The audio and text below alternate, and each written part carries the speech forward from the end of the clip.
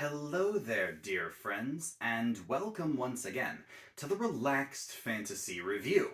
Today, we're continuing our series on the Dragonmarks of the Eberron setting, and we're going to be talking about the Mark of Healing.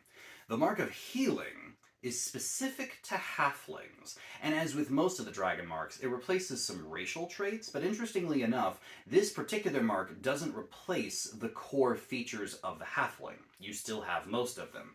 What it does is it replaces your sub-race. Normally, as a stout or lightfoot halfling, you get some extra little abilities, and this just says we're going to take both of those away, and we're going to give you this instead as a sub-race option. We'll get into the details of it in just a second, but before we do, I'd like to let you know that Relaxed Fantasy Review has memberships. For just $1 a month, you can support me here on YouTube and get a couple benefits for it.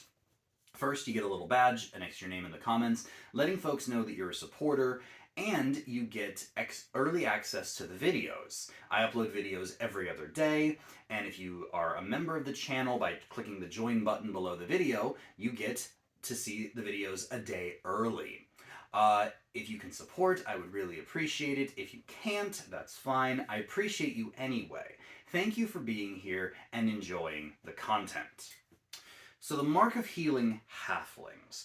They still get the +2 from dexterity from being a halfling, and they get a +1 to their wisdom. So that's 10 out of 10 and 6 out of 10 for those two abilities. You're still a small-sized creature, so 9 out of 10.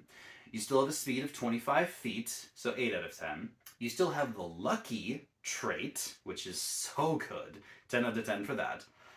You still got the brave feature, which gives you the 9 out of 10 advantage against fear. And you still have halfling nimbleness, so 8 out of 10 there. And you still have the languages common in halfling, 8 out of 10. I covered all this in my halfling video. But then, as a Mark of Healing halfling, you get medical intuition. This grants you an extra d4 on 2 ability checks, either medicine checks or checks with a herbalism kit. Now, I've said before that medicine checks to me are one of those things that you don't want to be relying on. It's like option 4 when it comes to taking care of a downed ally. But having the extra d4 is okay when that emergency comes up. Herbalism kits are a little more niche, if you ask me. Yes, you can use them to make like healing salves and make things like that, but it's just one of those things that like, it's good in one very specific thing, and that's healing.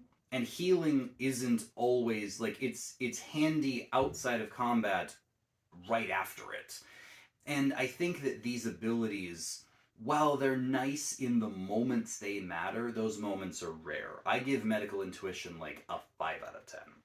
That being said, the better option for healing is here, and that is your spells. First of all, you get Healing Touch, which grants you Cure Wounds and Lesser Restoration as a free cast once per day. So there's your emergency heal. Cure Wounds when someone's unconscious, Lesser Restoration when someone is suffering from a status condition. Both of these are good, and to have them for free, no matter who you are, is really nice, and I say that's a 9 out of 10. And then finally, the Spells of the Mark. These are spells that are added to your class's spell list when you are a spellcaster. So this won't do you any good if you're a fighter or a rogue, unless you're an arcane trickster or an eldritch knight. It also won't do you good if you're a barbarian or a monk, but any other class, spellcaster or pact magic, can add spells to their spell list and choose them as they level up. And this is especially handy for classes that don't specialize in healing, like warlocks or wizards. And oh boy, you get the whole myriad. You've got Cure Wounds, you've got Healing Word, Lesser Restoration, Greater Restoration, Aura of Purity, Aura of Vitality, Aura of Life. You get all of them, and you get them all added to your class's spell list. This is a wizard's dream. The only thing they can't do is heal. Their magic lets them do basically anything else, and this mark gives them the power to do that, and then some.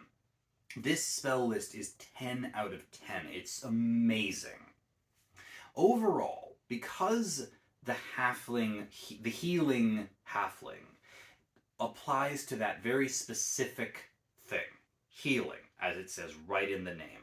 And a lot of people say healing is underpowered in D&D 5e. It's meant for triage, it's meant for emergencies. People are meant to take long rests to heal, short rests in an emergency, and healing spells are only meant to be used if a person goes down or a person has a really critical injury. That's what healing spells are for. For this reason, the Mark of Healing Halfling is incredible to have in your party, but I don't know if I'd ever want to play as one. I think that it deserves an 8 out of 10. If you really are trying to play a healer, or if you are a spellcaster that doesn't naturally get healing and you want to add it to your toolbox, this is great. I think that even if you're playing like a martial character and you want to have some emergency triage, this isn't bad. And halflings are fun anyway, so I think that this is worth playing if you want to lean into the halfling vibe and this is like your big thing.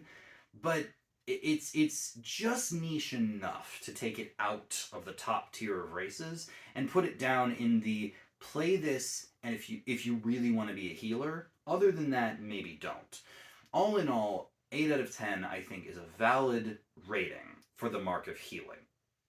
This has been the Relaxed Fantasy Review. If you enjoyed the video, please like and subscribe down below. Have a look for the join button down there, and keep your eyes peeled for more Dragonmark reviews coming down the line soon. Have a good one, my friends.